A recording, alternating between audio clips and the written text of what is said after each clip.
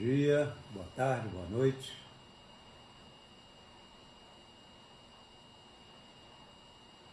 Olá, queridos, que a gloriosa paz de nosso Senhor e Salvador Jesus Cristo esteja alcançando seu coração, seja de manhã, de tarde, de noite, em qualquer momento que você assista esse vídeo. Também muito obrigado por você clicar nesse vídeo do apóstolo Ari Caetano do Nascimento, que essa mensagem seja de edificação para a sua vida, que você possa crescer mais e mais espiritualmente e que o Senhor te acompanhe sempre, te capacitando e te enchendo da sua palavra.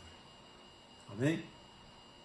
Depois desses 30 anos de jejuns e orações de 40 dias, clamando com a igreja por um avivamento nacional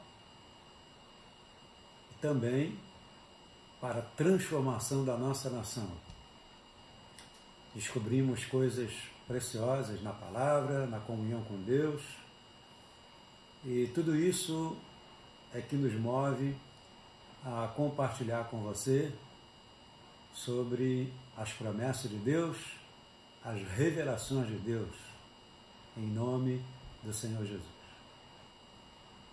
É importante lembrar também que nesses últimos 4, 5 anos, somente em noites de glórias, estamos orando já há mais de 100 mil horas de intercessão, clamando ao Senhor, buscando a sua face, como determina a promessa do Senhor. Buscar-me-eis e me achareis, quando me buscardes de todo o vosso coração. Então, nós cremos nessa promessa de Deus, cremos que estamos encontrando com a face de Deus, encontrando com a glória de Deus. Isso tem transformado as nossas vidas, como determina a própria palavra. Achegai-vos a Deus e Ele se achegará a vós.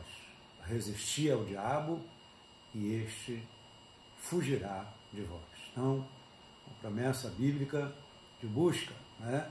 Aquele que bate na porta, ela se abre. Aquele que busca, encontra. Aquele que clama, acha a eternidade e a face do Senhor. E é nessa promessa que o Ministério da Comunidade Evangélica Cristã de Vila da Penha tem procurado descansar. Outra promessa linda de desafio, de busca, né? Clama a mim e responder-te. Clamor, né? É algo que sai de dentro da alma, de dentro do espírito, né? É uma vontade intensa de encontrar com o Senhor. Clama a mim, clama. Lembra do cego Bartimeu?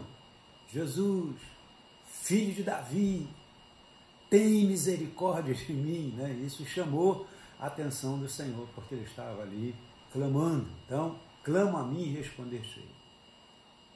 Quando o Senhor vê esse clamor intenso em nós, então Ele responde às nossas orações.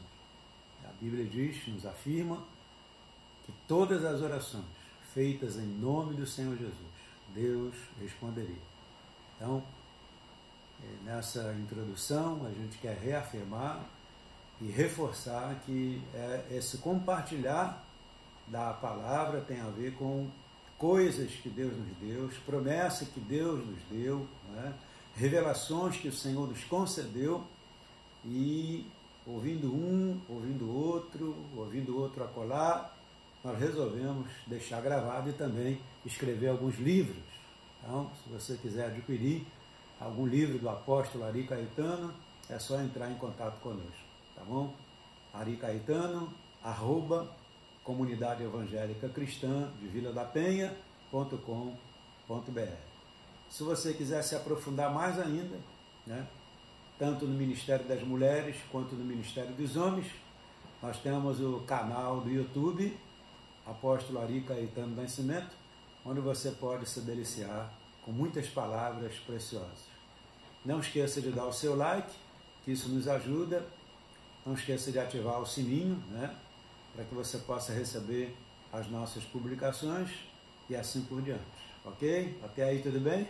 Espero que sim. O tema que nós queremos compartilhar com você, eu chamei de uma tenda erguida.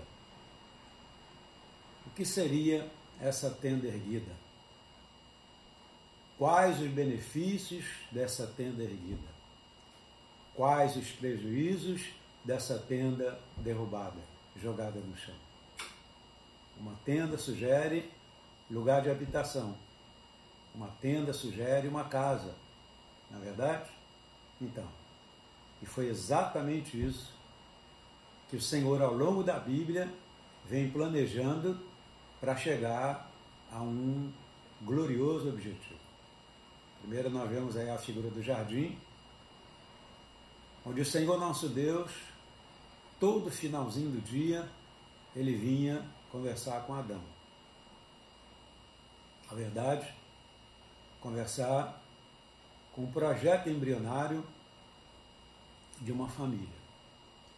Então, o Senhor vinha e discipulava e compartilhava com Adão seus planos, seus propósitos, seus projetos, não é verdade? O Adão que ajudou a colocar o nome dos animais, não é verdade? Então havia uma cooperação, né? Havia um trabalho aí em unidade. E o homem recebendo a comunicação de Deus. Mais tarde, de Adão, o Senhor cria a Eva, né?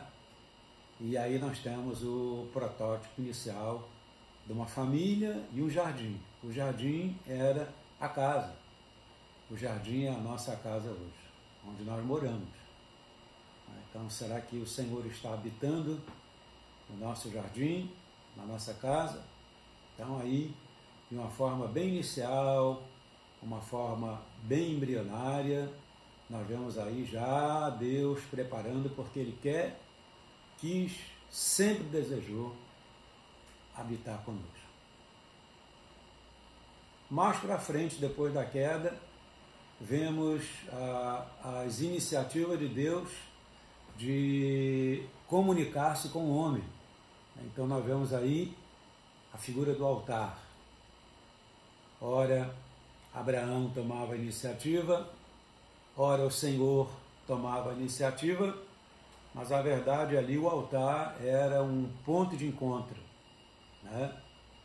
E perdurou assim por bastante tempo a figura do altar, que era construído de pedras não lavradas, né? E ali se oferecia o sacrifício, ali a comunicação era feita, a oração era feita, né? E nesse caso Abraão então esperava um tempo até que Deus se comunicasse novamente com ele. Então, ora, como disse, Deus tomava a iniciativa de falar quando ele chamava Abraão, e ora Abraão, na sua necessidade, construiu o altar para conversar com Deus. Então, essa era a realidade daquela época. Dessa forma ainda embrionária, vemos esse altar se transformar um pouquinho mais tarde numa tenda, né? Chamada tenda da congregação, né? Vemos também a figura aí do tabernáculo, né? O tabernáculo era uma tenda dividida em 3 partes: átrio, santo lugar e santíssimo lugar. E era todo um ritual de preparação para que o sacerdote pudesse ter condições de chegar até o Santíssimo Lugar, que era um lugar super sagrado, onde a glória de Deus estava ali, e o sacerdote tinha que ser preparado para chegar até aquele estágio de, debaixo dos querubins, ouvir a voz do Senhor, como ele mesmo disse. Ali, debaixo das asas dos querubins, ali virei e ali eu te falarei. Então, era ali, né, as expectativa de Deus perdoar ou não. E quando ele terminava o serviço, ele vinha fora e anunciava, e se fosse no caso do perdão de Deus, havia festa, celebração, dança, e era muito lindo o que acontecia, porque Deus havia perdoado os pecados do povo. Pois bem, esse tabernáculo foi progredindo, essa tenda do testemunho foi progredindo, até que nós encontramos a figura do templo, né? Nos dias de Saul, nos dias de Davi, nos dias de Salomão, uma intensa preparação já, né? E até que nos dias de Davi ele deseja isso, né? Ele fala, olha, eu moro numa casa bonita, de cedros, e o Senhor está morando de tenda em tenda, então quero fazer uma casa para o Senhor habitar. Deus então não permite que Davi faça isso, e o chama de homem de sangue, né? Na verdade, Davi nas guerras derramou muito sangue, e o Senhor então optou pela vida de Salomão, rei Salomão. Então ele foi incumbido de construir esse majestoso templo, onde nós vemos na Bíblia a nuvem da glória enchendo o templo no dia da inauguração, indicando que Deus estava ali, a presença do Senhor estava ali. Isso é maravilhoso. Mais para frente vemos esse templo sendo destruído, é verdade? E nós vemos então a figura do Senhor Jesus, que era a arca de Deus na terra. Diz que o Verbo se fez carne e habitou entre nós, e vimos a sua glória como a glória do unigênito do Pai. Então isso é maravilhoso. Diz que ele tabernaculou com os homens, tabernaculou no meio dos homens, andou no meio dos homens. Então, toda aquela figura que vem até a vinda de Jesus, né? Eram pérolas que o Senhor ia colocando, e aqueles que realmente tinham a revelação podiam entender que o plano de Deus era andar nessa terra, e foi o que aconteceu. Não sei se você já teve a oportunidade de ir na Terra Santa.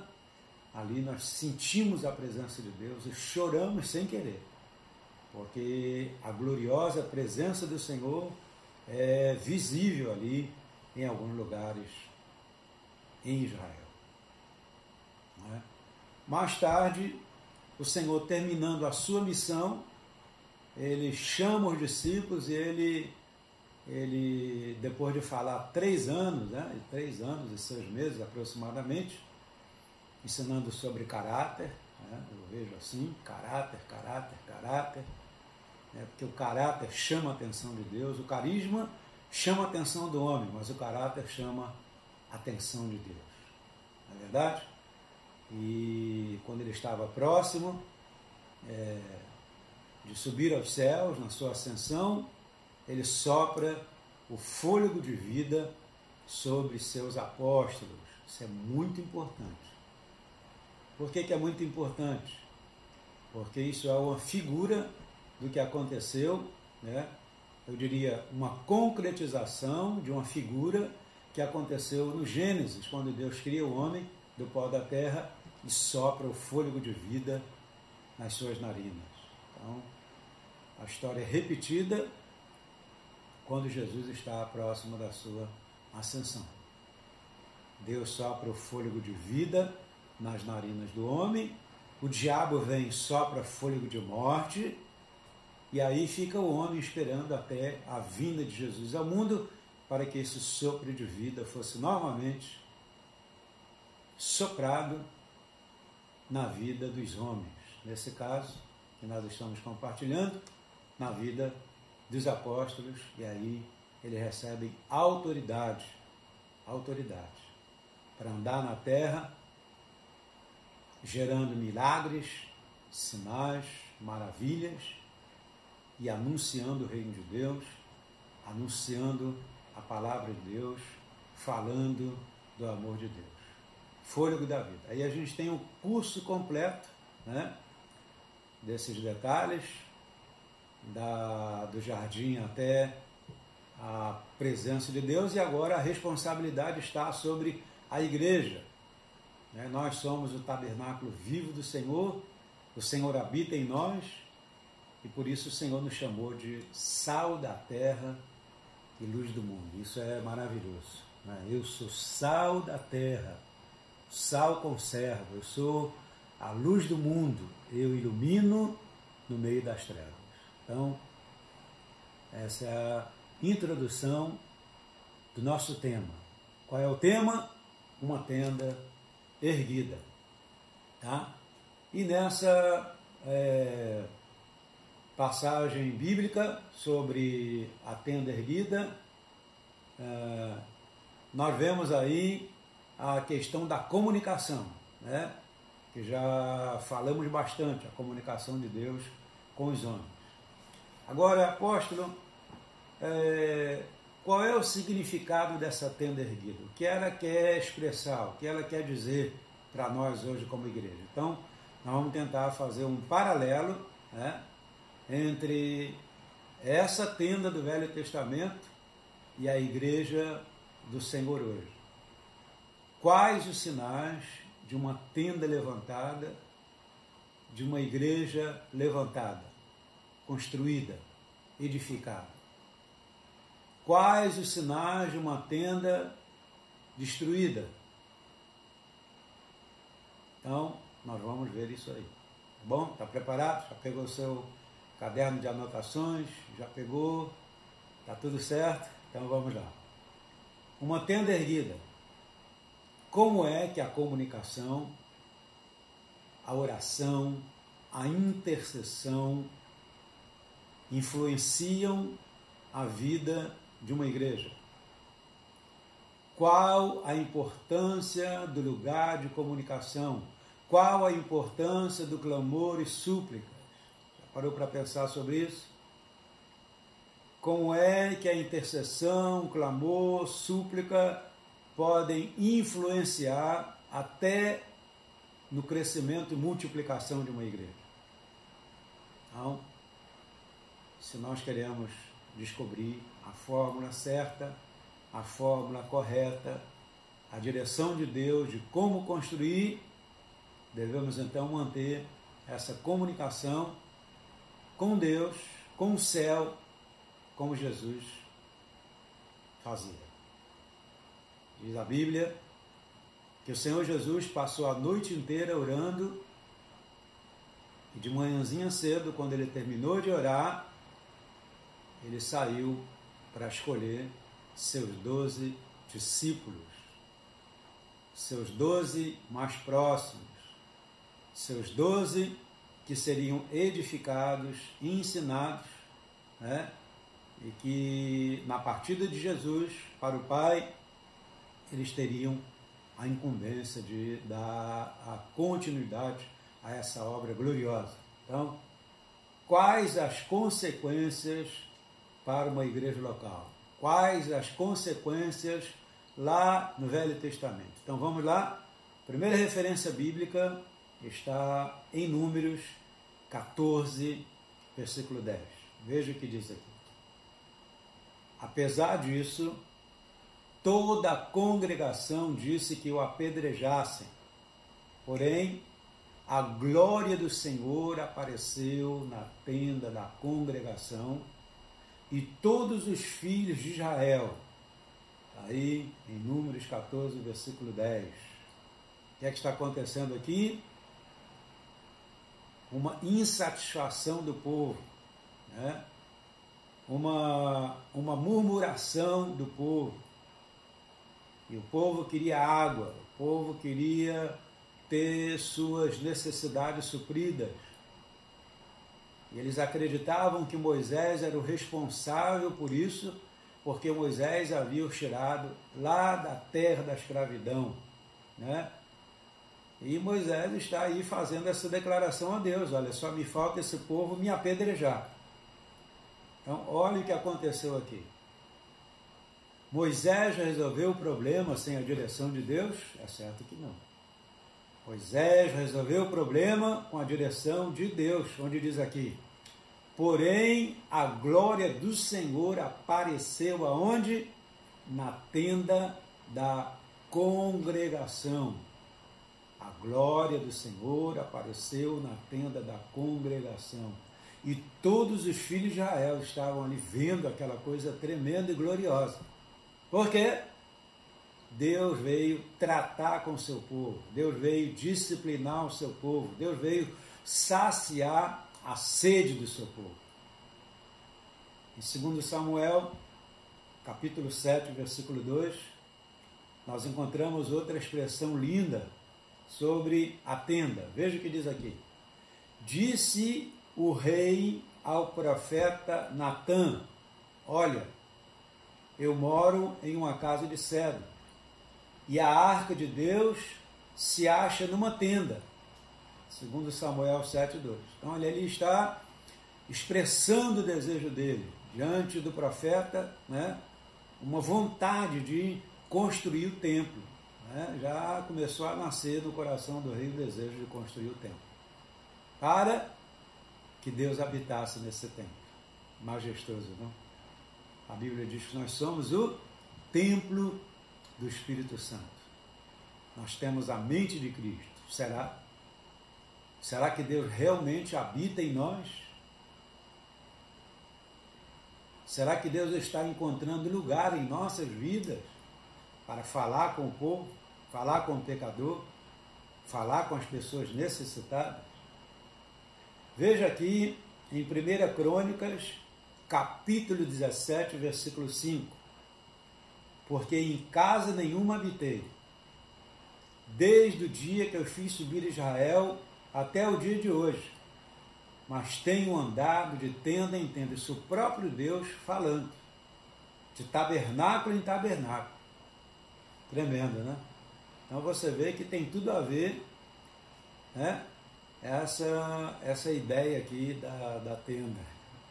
E a gente está só no início, está só começando, coisas poderosas, preciosas. Nós vamos aprender. Uma tenda levantada, uma tenda erguida. Quais os benefícios do Velho Testamento? Quais os benefícios de uma casa edificada hoje para a glória de Deus? Então, tem alguma referência bíblica? Números 14, versículo 10. 2 Samuel, capítulo 7, versículo 2. 1 Crônicas, capítulo 17, versículo 5. Isaías 54, versículo 2 em diante. Essa é uma palavra muito forte. Jeremias, capítulo 4, versículo 20. Outra palavra poderosa e forte também. E Jeremias, capítulo 30, versículo 18, 19 e 20. Então, veja o que diz aqui em Isaías 54, versículo 2. Olha que palavra poderosa. Olha, veja. Alarga o espaço da sua tenda. Estenda-se o todo da tua habitação, e não o impeças. Alarga as cordas e firma bem as tuas estacas. Isaías 54, versículo 2. Mas apóstolo, o que tem a ver esse texto de Isaías com a igreja de hoje? Bom, na primeira parte, alonga o espaço da tua tenda tem a ver com o ide. Tem a ver com a expansão da obra. O Senhor disse: pede-me e eu te darei as nações por herança e os confins da terra por sua possessão. Pede-me e eu te darei. O Senhor deu. Basta a gente tomar posse. Eu quero as nações. Você quer as nações? Nós queremos as nações. O Ministério da Comunidade Evangélica Cristã de Vila da Penha é um ministério apostólico e nós queremos as nações. Isso é maravilhoso. Isso é glorioso. Isso é majestoso. Alarga o espaço da tua tenda. Por quê? para caber mais gente, para reunir mais gente, para quem sabe, como Jacó, construir uma nação evangélica. Estenda-se o todo da tua habitação, o todo é a cobertura. Cobertura, proteção, a igreja tem que ter proteção, a igreja tem que ter cobertura, que seja cobertura de oração, que seja uma cobertura de fogo, para que o diabo não possa penetrar. Estender o todo. Essa expressão, não o impeças, esse o nos direciona, nos remete à obra gloriosa que o Espírito Santo está fazendo hoje na terra. Não podemos impedir a ação do Espírito Santo na terra. Não podemos impedir o fluir do Espírito Santo em nossas vidas. O Espírito Santo é nosso mestre, o Espírito Santo é o nosso professor. O Espírito Santo nos mostra o brilho da glória de Deus. O Espírito Santo nos mostra a face de Cristo. O Espírito Santo é o nosso professor. O Espírito Santo quer habitar plenamente dentro de nós. Por isso, essa palavra de que nós precisamos lutar para não impedir a atuação do Espírito Santo em nossas vidas. Amém ou não amém? Então veja, Jeremias 4:20. Golpe sobre golpe se anuncia, pois a terra toda já está destruída, de súbito. Foram destruídas as minhas tendas. Olha o que a Bíblia está dizendo através de Jeremias. O que Deus está falando através de Jeremias. A terra está destruída porque foram destruídas as minhas tendas. O que é a tenda? Lugar de comunicação, lugar de revelação, lugar onde Deus se revela ao seu povo e à sua igreja. E porque não há comunicação, a terra está sendo destruída. Não há comunicação de Deus com os homens. Onde estão aquelas pessoas que serão tenda viva de Deus na terra? Tremendo isso aqui. Num momento as suas lonas foram destruídas. Jeremias 4, versículo 20. Assim diz o Senhor: eis que restaurarei a sorte das tendas de Jacó. Olha o que Deus está dizendo aqui em Jeremias 30, 18, 19 e 20. Essa palavra é forte e muito forte. Assim diz o Senhor: eis que restaurarei a sorte das tendas de Jacó, e me compadecerei de suas moradas. A cidade será reedificada sobre um montão de ruínas, e o palácio será habitado como outrora. Sairão dele ações de graças, o júbilo dos que se alegram. Multiplicá-lo-ei, poder de explosão, multiplicação explosiva, multiplicá-lo-ei, não serão diminuídos. Glorificá-lo-ei, e não serão apoucados, ou seja, diminuídos. Seus filhos serão como na antiguidade, e a sua congregação será firmada diante de mim. E castigarei todos os seus opressores. Jeremias 30, 18, 19 e 20. É isso aqui, apóstolo? Uma promessa de restauração. Uma promessa de restauração. De quê? Restaurarei a sorte das tendas de Jacó. Significa Jacó? O poder da multiplicação. 12 filhos, 12 tribos, uma nação, uma das maiores e poderosas nações do mundo, o Estado de Israel. Que coisa tremenda. Então, terminamos aqui a primeira parte. Já temos um pouco mais de 30 minutos, meia hora. Então, terminamos aqui essa primeira parte. Espero que você tenha se deliciado com essa primeira parte do nosso estudo e que tenha sido bênção para você. Se você gostou da mensagem, se você quer participar de um dos nossos cultos, nós estamos aqui na rua João Machado, 161, no Irajá, bem próximo da estação do metrô de Irajá. Ok? Então será uma honra te receber aqui. Você pode ir lá no nosso YouTube, do Apóstolo Ari Caetano, ali tem a nossa história, todos os finais de jejum de 40 dias, você vai ver coisas ali extraordinárias que vão animar o seu coração. Como eu disse, 30 anos de jejuns e oração de 40 dias. 31 anos fazemos agora em 2022. E mais de 100 mil horas de intercessão nos últimos 4, 5 anos. Então, é muita experiência, muita história para contar. Ok? Então, Deus abençoe você. Fique na gloriosa paz de nosso Senhor e Salvador Jesus Cristo. O Senhor vos abençoe, o Senhor vos guarde, o Senhor faça resplandecer sobre vós o seu rosto, que tenha misericórdia de vós, e que as doces consolações do Espírito Santo sejam sempre, sempre, sempre sobre a sua casa, sobre a sua família, sobre a sua vida. A paz do Senhor e até a próxima. Tchau!